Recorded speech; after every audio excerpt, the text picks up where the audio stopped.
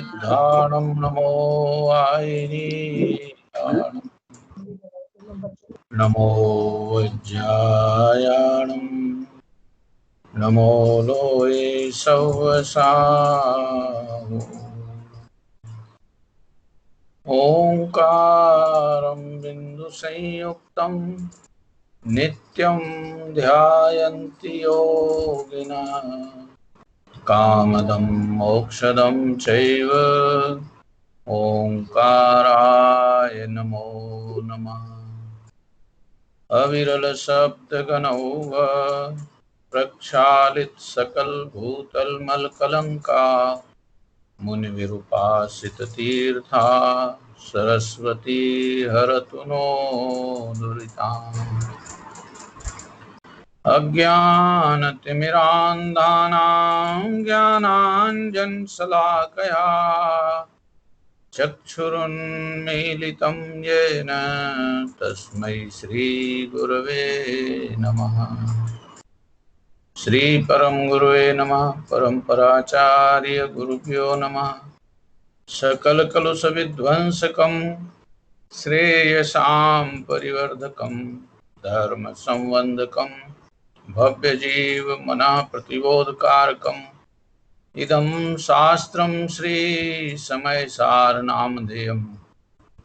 अस्य मूलग्रन्थकर्तार श्री सर्वज्ञदेवा तदुत्तर ग्रंथकर्तार श्री गणधर देवा प्रति गणधर देवास्तेषां वचनानुसारमासाद्य आचार्य श्रीमद्भगवत कुंद कुंद देवेन विरचितं श्रोतार सावधानतया शृण्वन्तु। मंगलम भगवान वीरो मंगलम गौतमो गणी मंगलम कुंद कुंदाद्यो जैन धर्मोस्तु मंगलम। सर्वमंगल मांगल्यम सर्वकल्याणकारकम प्रधानं सर्वधर्माणां जैनं जयतु शासनम्। जैनं जयतु शासनं जैनं जयतु शासनम्। वन्दितु सर्वसिद्धे ध्रुवमचलमनोभवं गतिं पत्ते वोच्छामि समयपावड मिनमो स्वी केवली भणितम्। नमः समय साराय स्वानुभूत्या चकासते चित्स्वभावाय भावाय सर्वभावान्तरच्छिदे। निज स्वरूप को परम रस जामें भरो अपार वंदो परमानंदमय समय सार अविकार। वंदो परमानंदमय समय सार अविकार। समय सार जी परमागम शास्त्र गाथा नंबर 195 और 196 अपन ने कल देखी थी, मगर कल थोड़ा अंतराय का प्रसंग था। चर्चा को अपन दोबारा उसी को रिपीट करेंगे जो अपन ने कल कोशिश की थी। दो गाथाएं हैं, 195 और 196। अभी 195 का भावार्थ अपन देख रहे हैं दोबारा से। इस 195 नंबर गाथा में जो प्रकरण था वो है ज्ञान की सामर्थ्य। पहले ये देखें, जिनने सामर्थ्य प्रकट कर ली है उनकी कैसी दशा है, और जो सामर्थ्य को नहीं जानते हैं उनकी कैसी दशा है, और जिनके पास सामर्थ्य है वे कैसे हैं। तीन तरह की दशाएं, तीन तरह की, अब क्या कहेंगे, दशाएं तो नहीं कहेंगे, तीन तरह, एक स्वभाव और दो दशाएं। एक वह दशा जिन्होंने ज्ञान सामर्थ्य का आनंद ले लिया है, एक वह दशा जिसे ज्ञान सामर्थ्यशाली है ये पता ही नहीं है, और एक वह स्वभाव कि पता हो या ना पता हो, ज्ञान सामर्थ्य तो मौजूद है। अब इसमें जब हम पता हो या ना पता हो, दोनों ही पोजीशन में ज्ञान सामर्थ्य का जो लक्षण है वो यदि समझने लग जाएं तो पता नहीं है वाली गलती निकल जाएगी, और पता होने पर जो आनंद का अनुभव आना चाहिए वो प्रकट हो जाता है। ये ज्ञान इस विश्व का महासमर्थ पदार्थ है। महासमर्थ ज्ञान जैसी सामर्थ्य इस विश्व में किसी और के पास नहीं है। आत्मा में भी ज्ञान के अलावा और भी अनंत गुण हैं, मगर जो सामर्थ्य ज्ञान की है वो सामर्थ्य उन सब की वैसी नहीं है। बाकी सब गुण अपना अपना काम करेंगे। दर्शन गुण दर्शन का काम करेगा, चारित्र गुण लीनता का काम करेगा, सुख गुण आनंदमयी परिणमन करेगा, स्वच्छता में स्वच्छता दिखेगी। इन सब ज्ञान क्या काम करता है कि ज्ञान ज्ञान रूप परिणमता है, और इन सब के कार्यों को भी जानता रूप परिणमता है। अजब गजब की सामर्थ्य ज्ञान की है, समझने लायक है। ये कौन से ज्ञान की बात कर रहे हैं? इन्हें पता हो या ना पता हो, समर्थ ज्ञान स्वभाव तो अपने पास है। ऐसे स्वयं स्वभाव की चर्चा देख रहे, क्योंकि जब हम अवस्थाओं में देखने लग जाते हैं तो या तो कहीं हमें घृणा होती है, और या फिर हमें कहीं लोलुपता या ललक जगती है। जिनने सामर्थ्य देख ली है ऐसे सिद्ध और अरिहंत भगवंतों को याद करते हैं तो उन जैसा बनने की भावना होती है, और उन जैसा बनने की भावना में हम शुभ परिणामों में आ जाते हैं, पुण्य परिणामों में आ जाते हैं। और जब हमें ऐसी सामर्थ्य का पता नहीं है तो हम जब देखो जब जो सामने दृश्य दिखाई देते हैं उनमें से ही अपने लिए कुछ समर्थ और असमर्थता का साधन ढूंढते रहते हैं, और 24 घंटे आकुलित व्याकुलित बने रहते हैं। तो जिन्हें पता नहीं है उनके भी, और जिनको पता हो गया है ज्ञान स्वभाव की सामर्थ्य का, उनको भी ज्ञान तो सदा काल पूरा का पूरा अपना ज्ञानत्व का कार्य निरंतर कर रहा है, मानो तो और ना मानो तो भी। क्या फर्क पड़ने वाला है? मैं अपने को ज्ञान स्वरूपी नहीं मानूं तो ये नहीं मानने की जानकारी कौन करेगा? ज्ञान ही तो करेगा ना। और मैंने अपने को ज्ञान स्वरूप जान लिया तो ज्ञान स्वरूप जानने की जानकारी भी तो ज्ञान ही करता है। ज्ञान में जानकारी करने का काम ना अनादि से कभी रुका है, ना आज रुका है, और ना आगे अनंत काल तक रुकने वाला है। अपन देख लो, कितना भी पुण्य परिणाम कर लो, कितना भी पाप परिणाम कर लो, अंतर मुहूर्त से ज्यादा ना पाप परिणाम लगातार हो सकेगा और ना पुण्य परिणाम लगातार हो सकता है। करके देख लो, बड़े से बड़े सूरमाओं को बुला लो। रावण सरीखे महासूरमा भी अंतर मुहूर्त से ज्यादा देर तक पाप परिणाम नहीं कर सकते।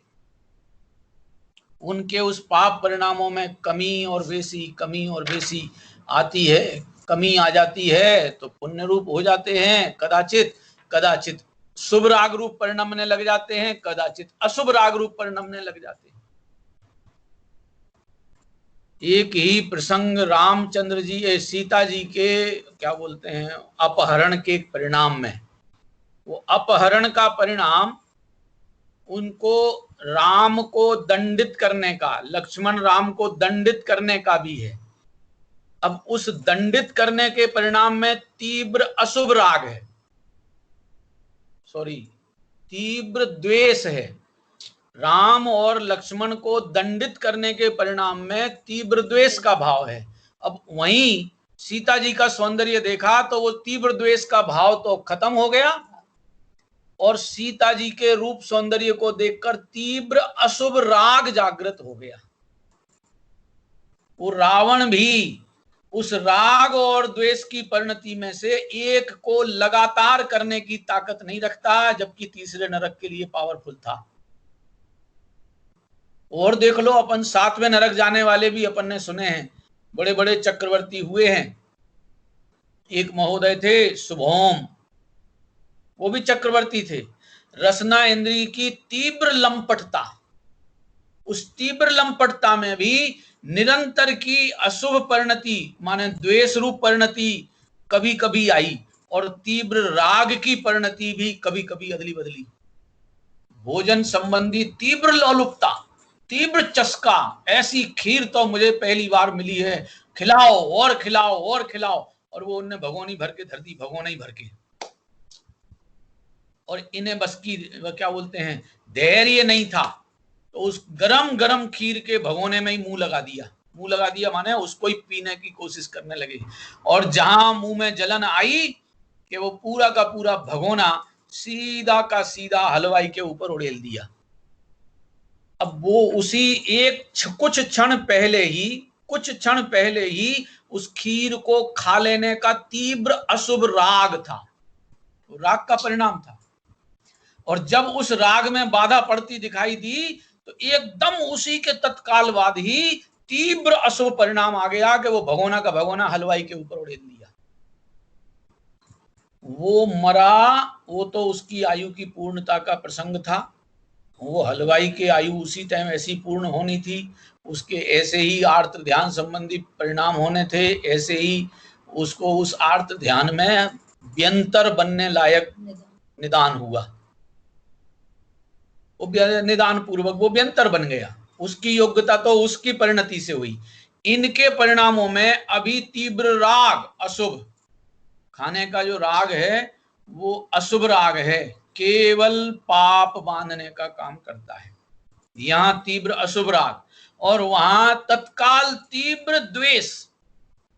राग में और द्वेष में फर्क समझ में आ रहा है? राग में वस्तु पसंद आती है, और द्वेष में वस्तु को मिटाने का या नापसंद करने का, हटाने का, बदलने का भाव आता है। इन तीव्र भावों में या मंद भावों में ये ताकत नहीं है कि वो लगातार हो सकें।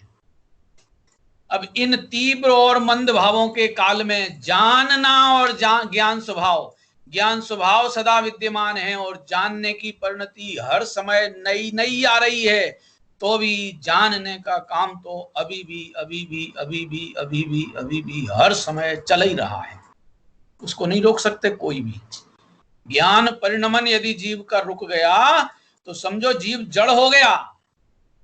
और अब तक तो भैया ऐसा कभी हुआ नहीं है, भले अपन ने जीव के ज्ञान स्वभाव का परिचय नहीं लिया, तो भी ज्ञान परिणमन हमारा अब तक रुका नहीं है, क्योंकि आचार्य वचन है, यदि एक समय के लिए भी जीव का ज्ञान परिणमन रुक जाए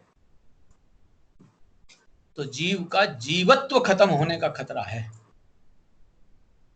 अब सोचो जरा, अनादि से अपरिचित दशा में भी हमारे ज्ञान ने जानने का काम निरंतर चालू रखा।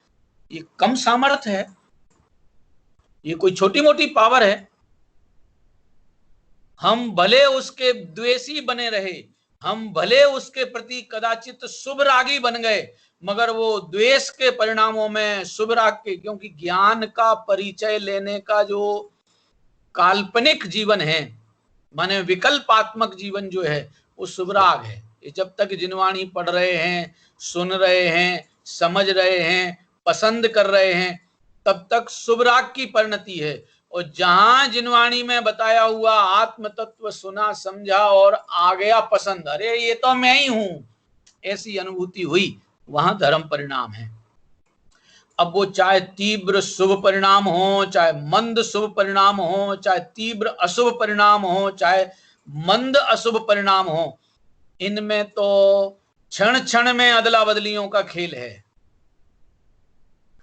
मगर ज्ञान क्रिया शुभ तीव्र शुभ परिणामों के काल में भी जानने का काम कर रही है, मंद शुभ परिणामों के टाइम पर भी जानने का काम कर रही है। तीव्र अशुभ परिणामों के काल में भी जानने का काम कर रही है। मंद अशुभ परिणामों के काल में भी जानने का काम कर रही है। द्वेष के परिणामों के काल में भी जानने का ही काम जिसमें होता रहता है। ऐसी जानन क्रिया भी हमारी अद्भुत सामर्थ्य वाली है। देखो, ज्ञान स्वभाव जो अनादि अनंत है, उसकी तो अपरंपार सामर्थ्य का क्या कहना है। अनंत ज्ञान परिणाम, अनंत जानन क्रियाएं अब तक हो गई, अनंत जानन क्रियाएं अब तक हो गई और वे चली गई। उसके बावजूद भी ज्ञान जानने के लिए पूरा का पूरा अखंड वैभव लिए हुए साम्राज्यपति, पूरा का पूरा धन संपन्न मौजूद है। आज भी नहीं देखा था अनादिकाल से अपने ज्ञान को, तो अभी देखो कितना गजब का उदार है अपना ज्ञान लक्षण।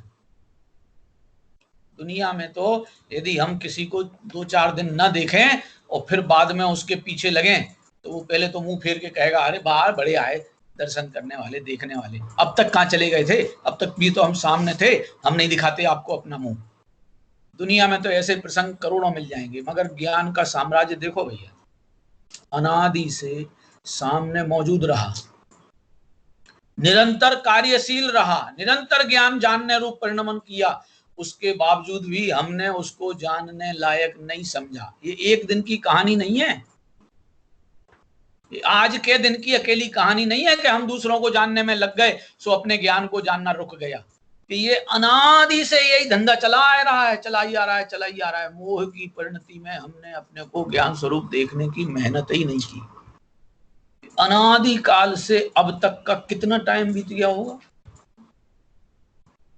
आज दिन तक का अनादि से लेके टाइम जो निकला है, कितना टाइम निकला, अनंत काल निकल गए, अनंत काल।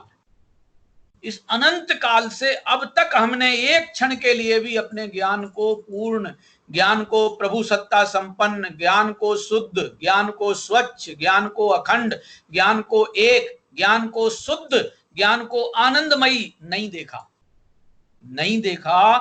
तो भी यदि आज का परिणमन अपने को ज्ञान स्वरूप जानने के लिए तैयार हो गए, तो वो ज्ञान स्वभाव पूरा का पूरा अपना अखंड वैभव दिखाने को तैयार है। लो देखो आनंद लो, मुझे देखो और मुझ में से जो आनंद लिया जा सकता है ले लो। निरंतर के लिए और आगामी काल में निरंतर के लिए आनंद देने को तैयार बैठा। हर समय करते करते आनंद परिणमन नया आएगा, मगर ज्ञान स्वभाव हर समय उस आनंद परिणमन को जन्म देने के लिए निरंतर तैयार बैठा है। आओ ना, यहाँ तो अगाध भंडार भरा पड़ा है। क्या बोलते हैं, आपने नाम सुना होगा, चक्रवर्ती लोग एक विधान करते हैं, कल्पद्रुम, नाम सुना होगा, कल्पद्रुम विधान, समोसरण विधान होता है। उस कल्पद्रुम विधान या इंद्रध्वज विधान या और भी बड़े बड़े विधान जो होते हैं, जब ये चक्रवर्ती लोग इन विधानों के कार्य कराते हैं, तो वे एक दानशाला खोलते हैं। उस दानशाला में उनका जो दान, जो देने बांटने वाले लोग बाग हैं, उनको फ्री हैंड दिया गया है। जो व्यक्ति जो मांगते हुए आए उसको वो दो। इसका नाम है किमिच्छिक दान। नाम सुना होगा आपने कदाचित, क्योंकि यदि विधानों में भी अपन लगे रहते हैं, लगना चाहिए, तो उस विधान में कई जगह ये नाम आता है, किमिच्छिक दान देते हैं। अब वो किमिच्छिक का मतलब क्या होता है, जो चाहिए सो मांगो, बस तुम एक बार मांगो तो सही, तुम्हें सब कुछ तुम्हारी इच्छानुकूल दे देंगे। इसका नाम है किमिच्छिक दान।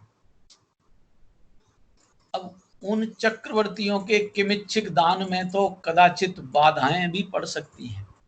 कोई व्यक्ति आके कहे कि महाराज आपने कह दिया कि किमिच्छिक दान देने में, आपने किमिच्छिक कहा ना, तो मुझे एक इच्छा है कि आप अपनी सीट खाली करो और मुझे इस पे बिठा दो। हाँ जी, वहां वो चक्रवर्ती हार जाएगा। वो जो पुण्य उदय से बना हुआ चक्रवर्ती है, 12 जो होते हैं, वो इस किमिच्छिक दान को देने के लिए अपने को पीछे कर लेगा कि भाई ये यदि मैंने दे दिया तो फिर मैं सबको क्या दूंगा, कि वहां उसके साथ करोड़ों समस्याएं खड़ी हैं।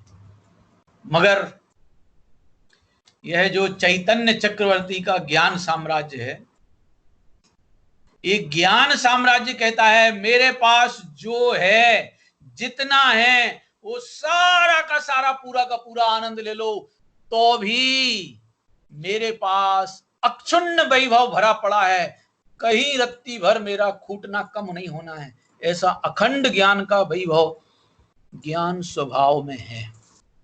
अब इस ज्ञान स्वभाव के अखंड वैभव को जान लेता है, उसके पास इतनी पावर आ जाती है कि उसको और किसी के पास देखने तक का भी भाव नहीं आता, और अन्य किसी को देखने और किसी के प्रति ललचाने का भाव केवल उन्हें ही आता है, केवल उन्हें आता है जिनने ज्ञान वैभव का परिचय नहीं दिया है। जो अपने ज्ञान वैभव से अपरिचित हैं, वे ही जन दूसरों में वैभव और वैभववानता देखते हैं और फिर उनके प्रति गिड़गिड़ाते हैं, फिर कहीं भयाकुलित होते हैं तो कहीं अनंत प्रकार की कल्पनाओं में फंस जाते हैं। जिनने अपने ज्ञान वैभव को वैभव रूप देख लिया, उन्हें फिर अन्य किसी की इच्छा ही नहीं होती। यहाँ तो इतना गजब का खेल है। वे कह रहे इच्छा नहीं, इच्छा मिट जाएगी वाला मामला नहीं। वे तो कह रहे यहाँ तुमने अपने को ज्ञान में वैभव संपन्न देखा तो मिटने वाली का मामला नहीं, इच्छा पैदा ही नहीं होगी। यहाँ इच्छाएं मिटाने फिटाने का धंधा नहीं, यहाँ तो इच्छा पैदा ही नहीं होगी। आत्म संतुष्ट जीव को, स्वभाव संतुष्ट जीव को इच्छा पैदा ही नहीं होती। जब पैदा नहीं होती है तो कथन में ये आता है कि वे स्वभाव की संतुष्टि में रहे और उन्होंने इच्छाओं का अभाव कर दिया। इच्छाओं का अभाव भवाव कोई नहीं करता, इच्छाएं पैदा ही नहीं होती। इच्छा की उम्र कितनी है भाई, जरा देखें जरा अपन।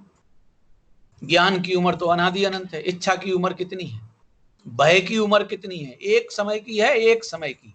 अगले समय वह इच्छा नहीं रहेगी जो इस समय में है। भय जो इस समय में है वो अगले समय नहीं रहता, वो एक समय की उम्र वाला है। और ज्ञान अनादि अनंत शाश्वत ज्ञान, ज्ञान ज्ञान ज्ञान स्वरूप विराजमान रहने वाला, ऐसी अनंत अनादि अनंत काल की उम्र वाला ज्ञान, और वो एक समय की इच्छाओं की आकुलता के चक्कर में मरा फिरे। हद हो गई। क्या तो अच्छा इच्छा उठाना और क्या इच्छा पूरी करना और क्या इच्छा मिटाना, हमारे पास ये काम ही नहीं है। न इच्छाएं उठाना हमारा धंधा, न इच्छाएं पूरी करना हमारा धंधा, न इच्छाएं मिटाना हमारा धंधा। हमारा धंधा तो अपने को ज्ञान में ज्ञान स्वरूप पूर्ण प्रभु देखना। यहाँ ये काम पूरा हुआ कि ना मिटानी पड़ेगी, ना पूरी करना पड़ेगी और ना पैदा होगी। इतना बड़ा कार्य इस ज्ञान साम्राज्य से प्रकट हो जाता है। कितनी कहें, ज्ञान की सामर्थ्य का तो अपरंपार खेल है। अजब गजब पावरफुल ज्ञान है, अजब गजब। कितना पावरफुल ज्ञान, कितनों को जान पाने की। अभी जो अपने पास प्रगट ज्ञान वर्तमान में है, प्रगट ज्ञान और ज्ञान स्वभाव दो चीजों में फर्क है। प्रगट ज्ञान जो है वो कर्म ज्ञानावरणी कर्म के क्षयोपशम अनुसार प्रगट है। अब उस प्रगटता के काल में भी मौजूद जो ज्ञान स्वभाव है वो उतना ही बड़ा है जितना सिद्ध भगवान का है, और उतना ही बड़ा निगोदिया जीव के पास भी है। भले उसके प्रगट ज्ञान बहुत थोड़ा सा है, निगोदिया जीव के प्रगट ज्ञान बहुत थोड़ा सा है, अक्षर के असंख्य में भाग मात्र को जान पाता है। मगर ज्ञान स्वभाव जितना सिद्धों के पास है उतना का उतना उसके पास है। अपन भी ज्ञान स्वभाव से सिद्धों से किसी तरह कम नहीं है। प्रगट ज्ञान में फर्क है कि प्रगट ज्ञान हमारा एक समय में एक को जान पाने की ताकत रखता है, और उनका एक समय में एक को भी जानता है और अनंतों को भी, उनकी भूत वर्तमान भविष्य सहित, और पूरा तीन काल तीन लोक की समस्त वस्तुओं को एक साथ जान पाने की सगत प्रगट सामर्थ्य वाला हो गया। उनके पास वो ज्ञान की सामर्थ्य प्रकट हो गई है, और अपने पास ऐसी प्रकटता के लिए जो कारणभूत है, साधन है, वो साधन स्वरूप अपना ज्ञान स्वभाव कि जिसमें ऐसे ऐसे अनंत काल तक के अनंत सिद्धत्वों को जन्म देने की पूर्ण सामर्थ्य है, ऐसा अपार ज्ञान की धन महिमा इतनी अद्भुत होती है कि उस अपार ज्ञान की महिमा में लगे हुए जीव को बाह्य का कोई पदार्थ संयोग में आओ, उदय में आओ, बंध में होता हो, जो बंध में आएगा वो संयोग होगा, जो वो बंध में आया हुआ सत्ता में रहेगा वो भी संयोग होगा, सत्ता में रखा हुआ वो उदय में आएगा वह भी संयोग होगा, उदय में आया हुआ निर्जरित हो जाएगा उसका नाम वियोग होगा। ये कर्मों की प्रकृति है भैया। वो कौन है? बंधता हुआ भी कर्म है, वो भी संयोग है, पर वस्तु है। सत्ता में पड़े हुए एक क्षेत्रावगाह में रह रहा है वह भी संयोग रूप पर वस्तु है। उदय में आया हुआ जो वर्तमान में जितना एक समय प्रबद्ध आता है वह भी उद्गल कर्म संयोग है, और उदय में आकर निर्जरित होता हुआ कर्म भी उद्गल संयोग ही है। तो किसका संग मिला, किसका वियोग हुआ, किसका संयोग मिला, किसका वियोग हुआ? कि पर का संयोग हुआ और पर का वियोग हुआ।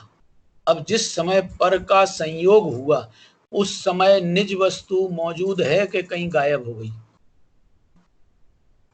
हाँ जी, विचारने लायक है। जिस समय पर का मुझे संयोग हुआ उस समय निज वस्तु विद्यमान है कि गायब हो गई?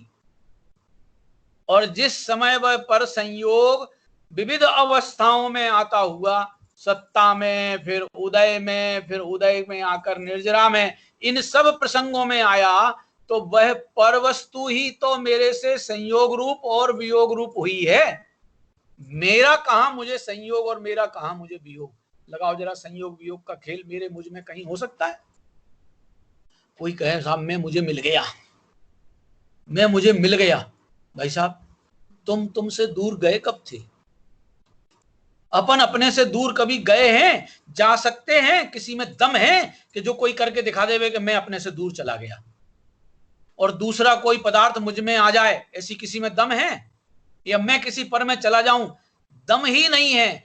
जबरदस्ती कल्पनाएं करते रहते हैं कि मैं वहां चला गया, मेरा उपयोग पर वस्तुओं में भटक गया, पर वस्तुएं मेरे ज्ञान में आ गई। न पर वस्तुएं मेरे ज्ञान में आती हैं और न मेरा उपयोग पर वस्तुओं में जाता है। मेरा उपयोग सदा काल मुझ में रहता है। देखो, जिस ज्ञेय को मेरे ज्ञान में झलकने आना है वो मेरे सामने आएगा, मेरा ज्ञान उसके पास नहीं जाएगा उसको झलकाने के लिए। अरे इतनी तो दर्पण में भी होती है घटना। जिसको अपना चेहरा देखना है वो दर्पण के सामने जाता है। पहले जमाने में तो छोटे छोटे दर्पण रखते थे, तो जहां दर्पण रखा है वहां जाना पड़ता था। अब तो बड़े बड़े लगा लिए अपन ने घरों में। वो जहां वो है वहां अपने को पहुंचना पड़ेगा। वो मेरे सामने आवे, ये दर्पण ने नहीं सीखी आदत कि मैं दूसरों के सामने उनको चमकाने के लिए उनके पास जाता फिरूं। दर्पण नहीं जाता उनके सामने। ज्ञान एक दर्पण है। ज्ञान विश्व के पदार्थों को झलकाने के लिए उनके पास नहीं जाता। नहीं जाने पर भी विश्व के सारे पदार्थ ज्ञान में झलकने आते हैं। सोचो जरा, थोड़ी बहुत तो हेकड़ी अपने ज्ञान की सीखो। जैसे पुराने जमाने में जो गद्दीदार सेठ हुआ करते थे ना, सेठ, वे सेठ कर्जा देते थे तो अपनी गद्दी पे बैठ के देते थे, और कर्जा वसूलते थे तो भी यहां आओ देने मेरी गद्दी पे। सेठ उसका नाम है। सेठ उसका नाम नहीं है कि जो कर्जा वसूलने के लिए इधर उधर ढूंढता फिरे, ढांढता फिरे, मांगता फिरे, लाओ मेरा कर्जा दो, लाओ। इसका नाम सेठ नहीं है। क्योंकि पुराने जमाने में सेठ लोग जो कर्जा देते थे तो 100 रुपए का कर्जा देते थे और लाख रुपए की पूंजी धरवा लेते थे। तू कितना ही बरसों बरस तक के लिए कर्जा भोगता रह ले, भोग ले बेटा, तेरी ये पूंजी मेरे पास धरी है। जब पूंजी मेरे पास धरी है तो उस माने जिसका कहें पूंजीपति को अपनी कर्जा दिया हुआ है उसको वसूलने के लिए उसके घर नहीं जाना पड़ता, उसके खेत किसान के यहाँ पे नहीं जाना पड़ता।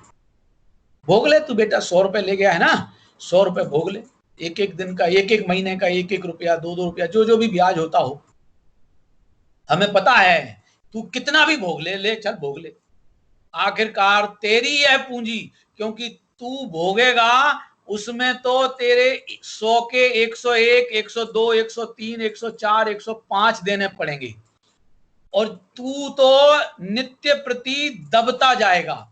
और मेरे पास ये जो धन मैंने पूंजी अपने पास रख ली है, तेरी खेत खलिहान या मकान फकान धर लिए हैं, इसकी वैल्यू नित्य प्रति बढ़ती जाएगी। तू लाख की वैल्यू का माल धर गया था, अब जब वसूलने आया 10-50 साल, 10-25 साल में, तब वो करोड़ों की कीमत का हो गया। अब वो कहेगा मैं आपको देने के लिए आया, ला भाई इतना ब्याज तू दे वापस, तू दे, तू मेरे पास आएगा, मैं तेरे पास जाने के लिए नहीं। ज्ञान साम्राज्य अद्भुत पावर पर धनी है। सोचना पड़ेगा, इस ज्ञान को दुनिया के पदार्थों के पास ले जाने की जैसी नीच हरकत नहीं करना चाहिए। ये नीच हरकत है ज्ञान को गेयों के समक्ष ले जाना।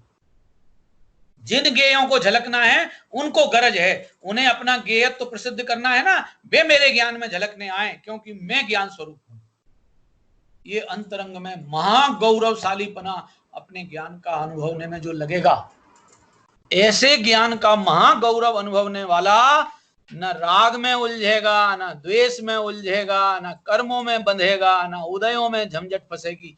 जिनको जिस रूप में आना है, सब पुराने बंधे थे वे तो उदय में आएंगे, आओ और जाओ, क्योंकि वो जानता है आने वाला रहने के लिए नहीं आया है, आने वाला अपना काम करके जाने के लिए आया है। जानता है ज्ञानी, आओ और जाओ, आओ और जाओ, मैं ना आने वाला ना जाने वाला, मैं तो जीने और जानने वाला। ऐसा ज्ञान का अपार वैभव जिसने अनुभव लिया, उसको किसी भी उदय से, किसी भी भोग से, किसी से भी कुछ भी बंधन फंदन होने का कोई खतरा नहीं है, डर भी नहीं है और बंधन भी नहीं होता। क्यों? क्योंकि अच्छिन्न धारा से ज्ञान का अनुभवन चल रहा है। ज्ञान का अनुभवन जब अच्छिन्न धारा से चल रहा है, तो उस अच्छिन्न धारा में चलते हुए के नया बंधन होगा नहीं। और जितना उदय में आया है, चाहे वो भोग के जाए, चाहे उदीर्णा होके जाए, चाहे संक्रमित होके जाए, चाहे अपकर्षित होके जाए, कैसे भी जाए, वो जाएगा जाएगा, निर्जरा होगी होगी और होगी। ये ज्ञानी की निर्जरा का खेल ऐसा अद्भुत है, ये ज्ञान सामर्थ्य का भोग है। अब इस ज्ञान सामर्थ्य का जिसे रस लग गया, ज्ञान सामर्थ्य का जिसे रस लग गया, ऐसा रसिक जीव अब वैराग्य के लिए अंतः से अपने आप को तैयार करता है। वो विरक्त भावनाओं को भाते हुए कैसा जीवन अंतरंग का देखना चाहता है, दूसरों का नहीं, अपना स्वयं का अंतरंग जीवन कैसा देखना चाहता है। ज्ञानी की वो अंतः परिणति अपने पुराने कवियों ने भजनों में भी लिखी है।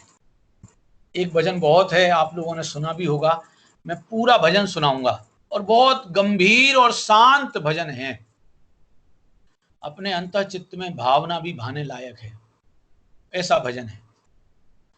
संत साधु बन के विचरूं, वह घड़ी कब आएगी। संत साधु बन के विचरूं, वह घड़ी कब आएगी। चल पड़ूं मैं मोक्ष पथ में, वह घड़ी कब आएगी। चल पड़ूं मैं मोक्ष पथ में, वह घड़ी कब आएगी। हाथ में पीछी कमंडल, ध्यान आत्म राम का। हाथ में पीछी कमंडल, ध्यान आत्म राम का छोड़ कर घर वार दीक्षा की घड़ी कब आएगी। छोड़ कर घर वार दीक्षा की घड़ी कब आएगी। आएगा वैराग्य मुझको इस दुखी संसार से। आएगा वैराग्य मुझको इस दुखी संसार से।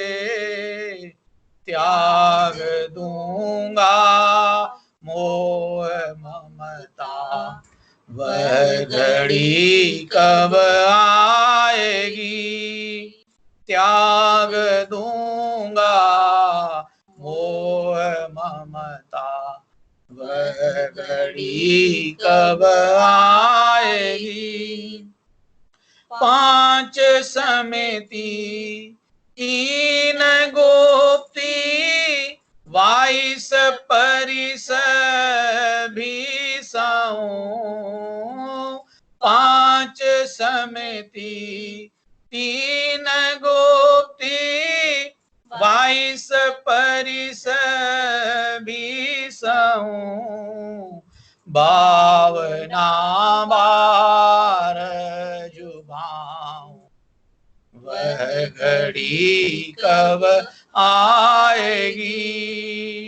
52 बार जुबाओं वह घड़ी कब आएगी।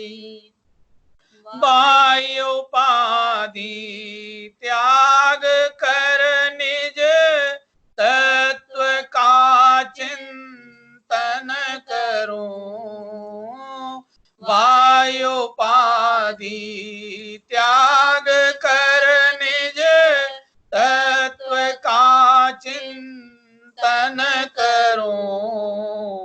निर्विकल्प होवे समाधि वह घड़ी कब आएगी।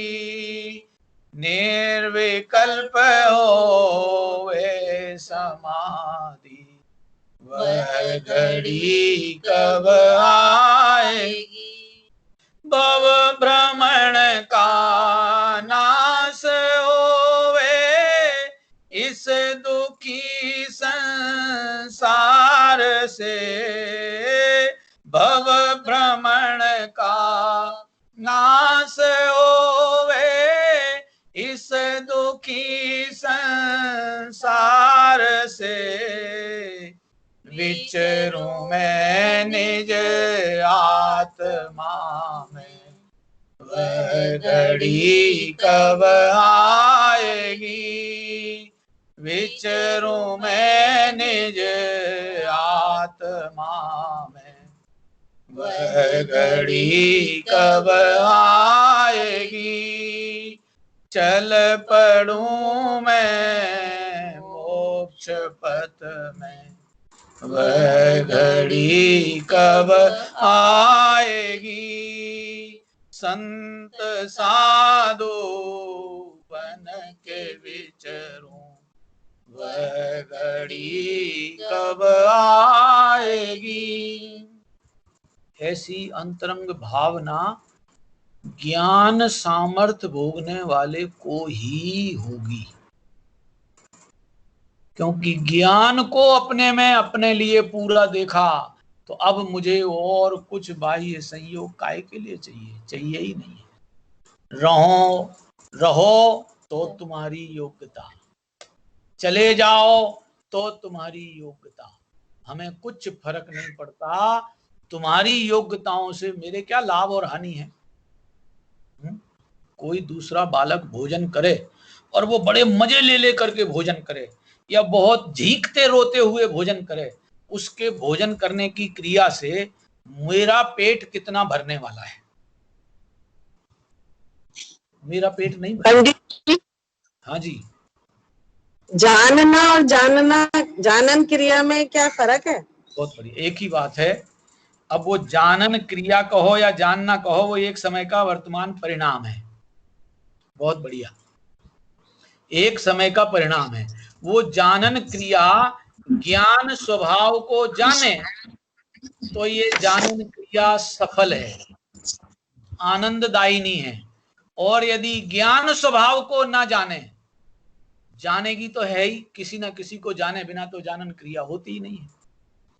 अब ज्ञान स्वभाव को ना जाने और जिनमें ज्ञान नहीं है उनको जाने तो मिलेगा क्या? जिनमें सुख नहीं है, जिनमें ज्ञान नहीं है, उनमें सुख भी नहीं है। अब जिनमें सुख नहीं है उनको जानने में लगे तो मिलेगा क्या? कि केवल उम्मीदें ही जगेंगी और निरंतर आकुलताएं, व्याकुलताएं, बंधन बंधन की परंपरा चलेगी। ये ज्ञान की जानन क्रिया का ऐसा सदुपयोग और दुरुपयोग होता है। जो सदुपयोग करते हैं वो निरंतर ज्ञान में मग्न होते हैं और बाह्य राग द्वेष के प्रसंगों से विरक्त होते हैं। ये नियम है, जानन क्रिया का ऐसा ही खेल है।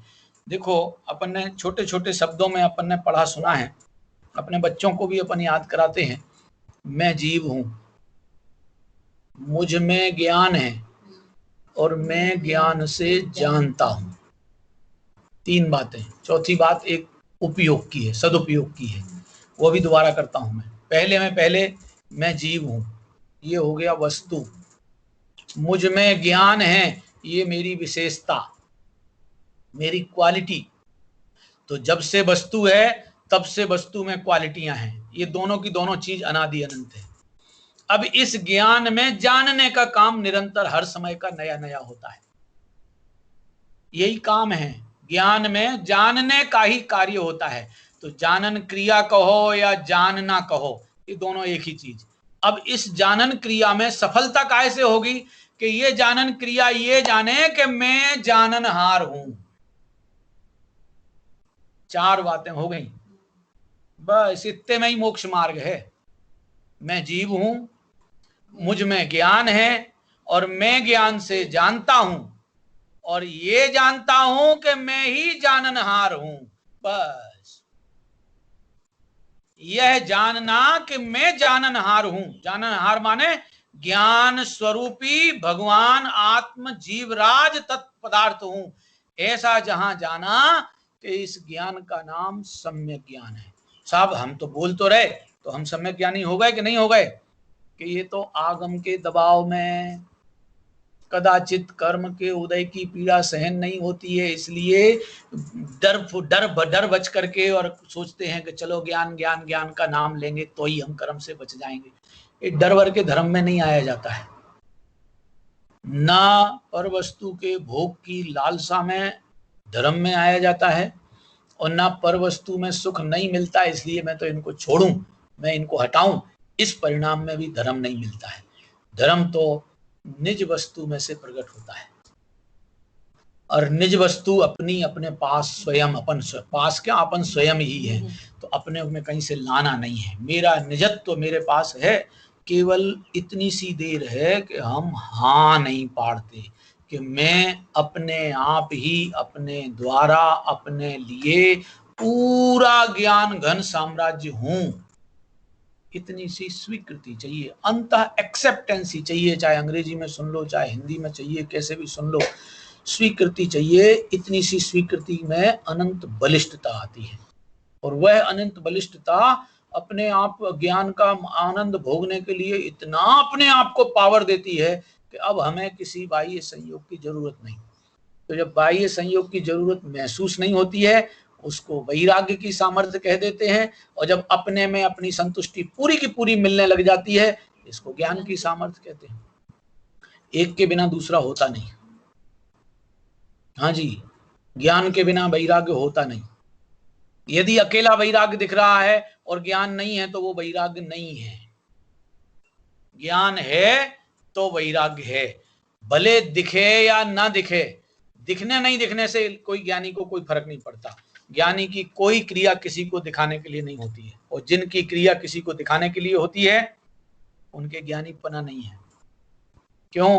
क्योंकि ज्ञान क्रिया का जो आनंद है वो अकेले ही भोगा जाएगा, खुद ही भोगा जाएगा, खुद के लिए ही भोगा जाएगा, खुद में ही देखा जाएगा, खुद से ही अनुभव किया जाएगा, खुद ही उसको जानने का साधन है। किसी बाहर की वस्तु के लिए अपनी ज्ञान क्रिया का आनंद होता ही नहीं।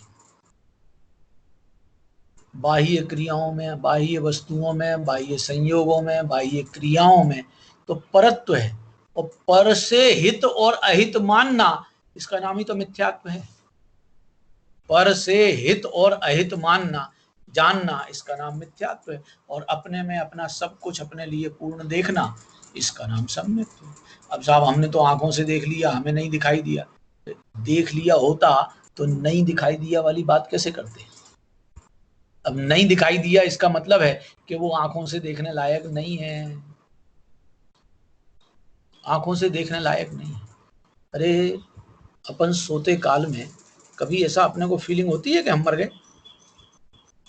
जब कदाचित कोई अचानक वाली घटना घटती दिखाई देवे, अब जैसे भूकंप आ रहा है रोज रोज, हर दो तीसरे चौथे दिन, और दो तीन क्या बोलते हैं डिग्री का आ रहा है, हेक्टेयर क्या कहलाता है, जो भी नाप कहलाता है। अब उस घटना में अपने को ऐसी घटना सुनने को मिले, या उस समय में अपन ही स्वयं ऐसी कंपन क्रिया को देखने लग जाएं, अपने सामने ही वो कंपन क्रिया होवे, माने जमीन कांपे, पंखे इधर उधर हिले, पानी भगोनी का पानी इधर से उधर नाचने लग जाए, ऐसी सब घटना अपने सामने होवे तो अचानक अपने मुंह से निकलता, ओए राम मर गए।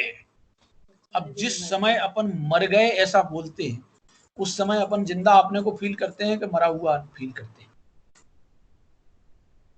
सोचने लायक है भैया।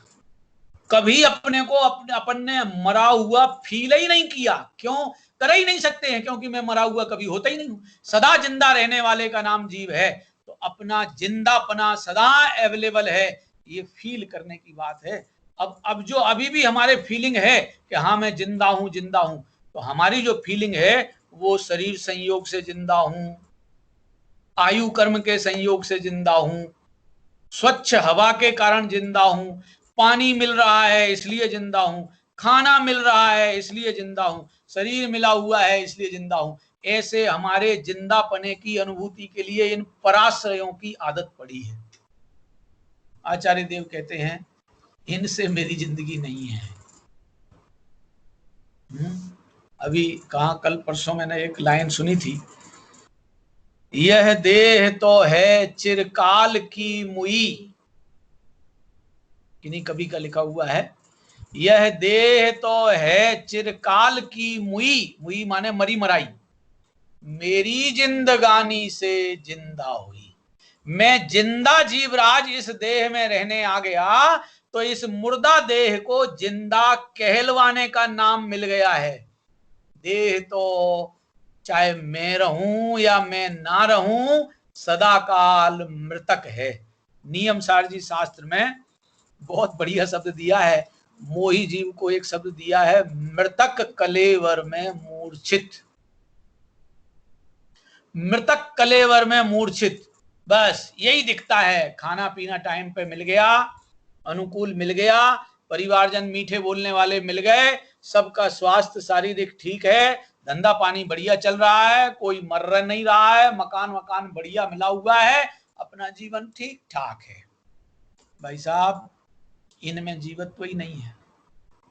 जीवत्व तो जीव में है और वो जीव का अपना है। ऐसा अपना जीवत्व अपने में अनुभवना, इसका नाम है ज्ञान की अनंत सामर्थ्य का भोग कर लेना। अनंत पावर लगती है भैया, क्योंकि अनादि काल की जितनी आदतें पड़ी थी ना, जितनी खोटी खोटी, चाहे वो आयु के दम पे जीने की, चाहे पानी के दम पे, चाहे हवा के दम पे, चाहे श्वास के दम पे, चाहे और किसी खाने पीने के दम पे, परिवारजनों के दम पे अपने को जीवित रहने की आदत जो डाले बैठे थे, वो आसानी से नहीं छूटती है। आसानी से छूट जाती तो अपन ने अब तक ऐसे प्रसंगों में अनंत बार प्रतिकूलताएं झेली हैं, अनंतों बार प्रतिकूलताएं झेली हैं, फर्क नहीं पड़ा है। तो उनकी प्रतिकूलताओं को झेलने से अपने ऊपर कुछ फर्क नहीं आएगा। संयोग अनुकूलता हो जाए तो हम उनसे विरक्त हो जाएंगे कि फिर तो चांस ही नहीं है। क्यों? संयोगों की अनुकूलता में किसी को विरक्ति नहीं आती है। आज तक किसी को वैराग्य का भाव, एकाध कोई हुआ हो तो हुआ हो, नहीं तो जब भी हुआ वैराग्य, अरे तीर्थंकरों को भी जब भी वैराग्य हुआ है, उनके अनुकूल संयोगों में जब बाधा आई तभी उन्हें वैराग्य का परिणाम जगा है। अनुकूल संयोग मिलते रहे तो फिर तो ये जीव भोगने में मगन हो जाता है। इसलिए अनुकूल संयोगों में तो ये वैराग्य की और ज्ञान की पावर समझ में आएगी नहीं। प्रतिकूलताओं के काल में, माने अगेंस्टनेस जब हमारे सामने आती है, हम जो चाहते हैं वैसे उससे विपरीत विपरीत प्रसंग हमारे सामने आते हैं, तब हमारे चित्त में से उचटने का भाव आता है। मगर ऐसे वैराग्य के प्रसंग भी अपने सामने प्रतिपल बनते हैं, प्रतिपल बनते हैं। अनादि से ऐसे वैराग्य के प्रसंग हमारे सामने बनते आए, मगर हमारी हालत बड़ी विचित्र है। हमें उन वैराग्य के प्रसंगों में भी आर्त ध्यान और खेद खिन्न होने की आदत पड़ी है। तो मैंने शायद एक आध दिन सुनाया हो, एक भजन सुना करते थे हम नेमी प्रभु, हाँ सुनाया था एक दिन, नेमी प्रभु की जे जन्म भूमिका इंद्रोए जैने बनावी। उसी द्वारिका का जब नाश का टाइम आया तो सारी की सारी दुनिया थर्राने लग गई, घबराहट में आ गई थी। कहीं शराब नगर में से बाहर फिकवाना का काम चालू कर दिया, तो कहीं जिसके निमित्त से द्वारिका में आग लगेगी उनको बाहर भगाने के परिणाम कर दिए। करोड़ों उपाय कर लिए। करोड़ों उपाय करने के बाद भी जब 12 साल बाद द्वारिका जलने का नाम आया तो जली। अब उस जलती हुई घटना के काल में जितने ज्ञानी जन हैं वो उस घटना को देखकर वैराग्य लेते हैं और अज्ञानी उसी घटना को देखकर शोकमग्न होते हैं। मैंने वो भजन भी सुनाया था, अज्ञानी जोई जोई ने शोक मनावे, ज्ञानी ने वैराग्य आवे रे। नेमी प्रभु नीजे जन्म भौम का, इंद्रोए जेने बनावी रे। एज द्वारिका नासन टाणे, कोई थी न बुझाणी रे। सोना ना गढ़मा रतन ना कांगड़ा, सोने का गढ़ है और रत्नों के कंगूरे लगे हैं, और द्वारिका भड़ भड़ सगड़े रे। अज्ञानी जोई जोई ने शोक मनावे, ज्ञानी ने वैराग्य आवे रे। एक ही घटना है, ज्ञान हो तो वैराग्य का साधन बन जाती है वही घटना, और ज्ञान ना हो तो शोक की घटना बन जाती है। हे राम, ऐसा क्यों हो गया, ऐसा तो नहीं होना चाहिए था, इसको तो बदल दो, इसको ऐसे सुधार दो। करोड़ों कल्पनाएं फंसा फंसा करके ये जीव आकुलित व्याकुलित हो लेता है। ज्ञान की सामर्थ्य ही इस जीव को एकमात्र विरक्ति के लिए पावरफुल बनाती है। ये प्रकरण अपन ने कल पूरा चर्चा में लिया था। अमृत जयसेनाचारी की टीका में से जो लाइन पढ़ी थी वो मैं दोबारा पढ़ के सुनाता हूँ, 2-4 मिनट है ना अभी है। 195 नंबर की गाथा में से जो जयसेनाचारी की टीका है, इस टीका अमृतचंद्राचारी की टीका में नहीं, जयसेनाचारी की टीका में वो शब्द दिया है, जैसे विष को भोगता हुआ भी गारुड़ी विद्या को जानने वाला पुरुष, गारुड़ी विद्या ये भेद ज्ञान की कला, एक गारुड़ी विद्या का जानकार पुरुष अमोघ मंत्र की सामर्थ्य से मरण को प्राप्त नहीं होते। मृत्यु जैसी घटना भी नहीं होती है जहर खाते हुए भी। उसी प्रकार श्रेष्ठ तत्वज्ञानी सम्यक दृष्टि जीव शुभ अशुभ कर्म फल को भोगता है। भोगता है इसका अर्थ क्या निकालना, भोगता हुआ दिखाई देता है, तथापि निर्विकल्प समाधि लक्षण रूप भेद ज्ञान के अमोघ मंत्र के बल से, ये भेद ज्ञान का अमोघ मंत्र का बल है कि उससे वह कर्मों से नहीं बंधता है। इस प्रकार ज्ञान शक्ति का व्याख्यान पूरा हुआ। अब वैराग्य सामर्थ्यम दर्शति, अब वैराग्य की सामर्थ्य दिखाते हैं। 196 नंबर की गाथा पढ़ते हैं। देखिए यही आपके सामने भी है। जय मज्जम पिबमाणो अरदी भावेण मज्जदिन पुरुषो, दवो भोगे अरदो नाणी विडम्बज्जति तैव। जय मज्जं पिबमाणो अरधि भावेण मज्जदिन पुरुषो दवो भोगे अरदो नाणी विनभज्जति तहेव। ज्यों अरति भाव जो मध्य पी कर मत जन बनता नहीं, द्रव्योपभोग विषय अरत ज्ञानी पुरुष बंधता नहीं। जैसे कोई पुरुष मदिरा को अरति भाव से अप्रीति से पीता हुआ मत वाला नहीं होता, इसी प्रकार ज्ञानी भी द्रव्य के उपभोग के प्रति अरत वैराग्य भाव में वर्तता हुआ बंध को प्राप्त नहीं होता। ये तो देखो अंतः चित्त की ईमानदारी वाला जीवन है। हाँ जी, इसमें अंतरंग में बेईमानी से काम नहीं चलेगा, पूरी ईमानदारी का खेल है। टोडरमल जी के जीवन की घटना अपन समझने लायक है। टोडरमल जी गृहस्थ अवस्था में थे, विद्वान थे। गोमट सार नाम का जो महान ग्रंथ है कर्णान योग का, उसकी वे टीका लिख रहे थे। तो टीका लिखने में गोमट सार जीवकांड, गोमट सार कर्मकांड, उस टीका का नाम उन्होंने लिखा सम्यक ज्ञान चंद्रिका, टीका का नाम है। जैसे समय सार की इस टीका का नाम आत्मख्याति और तात्पर्य वृत्ति है, ऐसे उस गोमट सार की टीका का नाम जो टोडरमल जी ने की थी उसका नाम है सम्यक ज्ञान चंद्रिका। जब वो सम्यक ज्ञान चंद्रिका लिखने के प्रोग्राम परिणामों में आ गए तो उनके कथन वर्णन में दिन रात उनका एक में एक घुटने लगा। अब ऐसे घुटन में, घुटन माने ये दिमाग खराब होने का नहीं, अपने अंतरंग में यही घोंट चल रहा है, यही निरंतर गुनगुनाना चल रहा है। गोमट सार की गाथाएं, गोमट सार की गाथाओं के अर्थ, उनका रहस्य, यही उनके चिंतन में चल रहा था। एक दिन माताजी ने भोजन बनाया और भोजन बनाने में वो गलती से नमक डालना भूल गई, नमक डालना भूल गई। अब टोडरमल जी को खाने पीने में भी प्रॉपर आइटम चाहिए, कम ज्यादा का मामला नहीं चाहिए था, आदत रोज की ऐसी थी। गोमट सार की टीका लिखने के परिणाम में उनने वो उनका खाने पीने संबंधी होश गायब हो गया और वो खाना जो बिना नमक का खाना था वो आराम से खा के चले गए और कुछ भी बाद में भी कुछ नहीं पूछा क्या हुआ क्या नहीं हुआ, कुछ बातें ही नहीं उठाई। माताजी ने जब भोजन किया तो उन्हें लगा कि आज तो खाना बिना नमक का है और ये टोडरमल बिना कुछ कहे, कुछ भी कमी वैसी निकाले और चुपचाप खा के चला गया। इसका मतलब कहीं चित्त से बहुत गंभीर प्रकरण में लगा हुआ है। उन्होंने देखा हो सकता है एक दिन का विकल्प हो, उन्होंने अगले दिन भी ऐसा ही किया, उनके लिए फिर बिना नमक का खाना बनाया।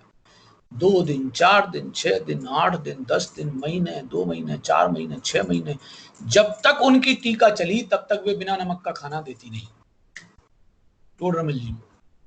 और जब इनकी गोमट सार की टीका पूरी हुई, जैसे ही टीका पूरी हुई और दिमाग से बिल्कुल उस संबंधी जितना चिंतन विकल्प चल रहे थे वे सबसे फ्री हुए। जब कार्य पूरा होता है तो एकदम फ्रीनेस अनुभव आती है। जब उस गोमट सार की सम्यक ज्ञान चंद्रिका पूरी हो गई तो एकदम फ्री होकर के, अब कोई दिमाग में कोई भी वजन नहीं है ना कि क्या करना है, क्या लिखना है, कैसा लिखना है, सब कुछ लिखा गया। उसके बाद खाना खाने पहुंचे और खाने में वो भोजन बिना नमक का माताजी ने फिर रूटीन से वैसे ही का वैसा उनके सामने रख दिया। जैसे ही भोजन का पहला ग्रास मुंह में लिया, टोडरमल जी कहते हैं, माँ क्या बात है, आज भोजन में नमक डालना भूल गई क्या? तो माँ का भी जवाब कुछ अजब गजब ही निकला। माँ बोली, क्यों, तेरी सम्यक ज्ञान चंद्रिका पूरी हो गई क्या? क्या कह रही हो माँ, सम्यक ज्ञान चंद्रिका से नमक का क्या लेना देना है?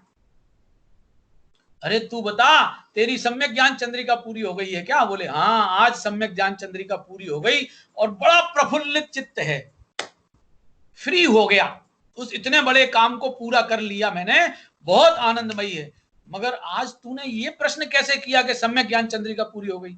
बोले बेटा, बिना नमक का खाना तो तू तब से खा रहा है जब से तेरी ये सम्यक ज्ञान चंद्रिका शुरू हुई थी।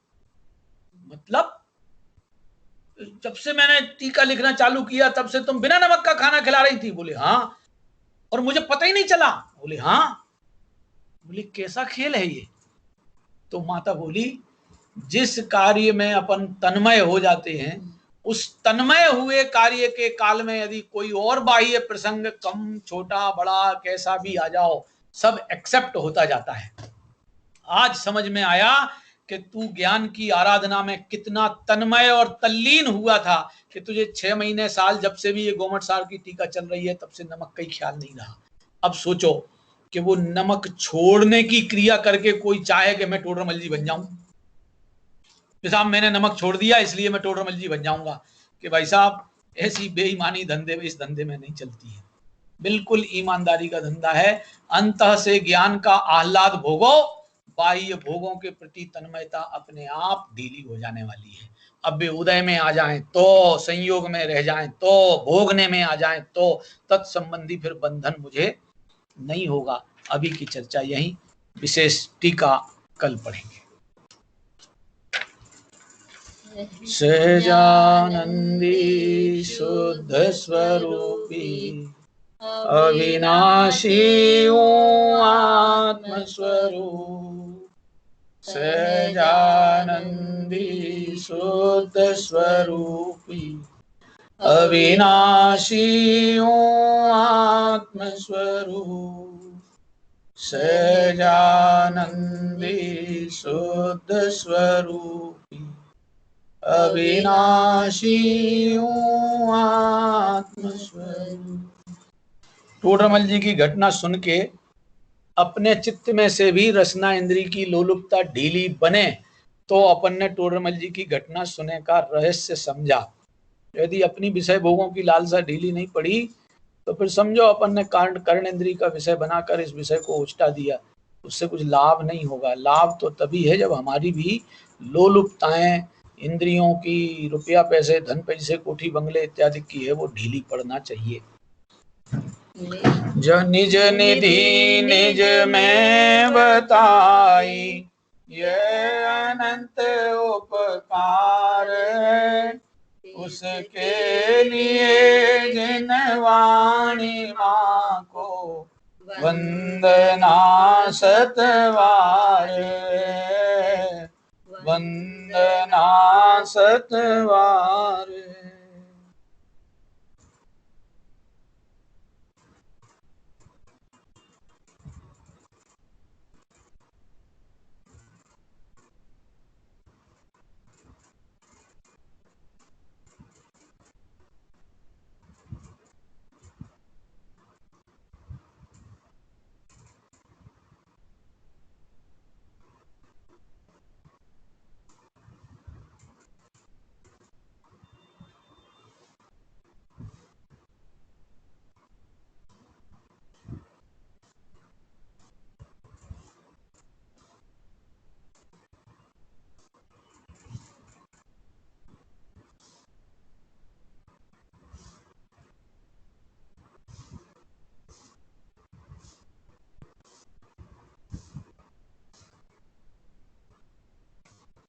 बोले द्वादश सांग जिनवाणी माता की जय, परम दिगंबर जैन धर्म की जय, 24 तीर्थंकर भगवान की जय।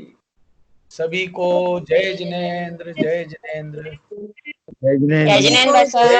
जय। आज तो बाधा नहीं आई थी ना बीच में? नहीं बिल्कुल नहीं आई। बहुत बढ़िया, एकदम अच्छा रहा। संयोगों की अनुकूलता का खेल है। सही।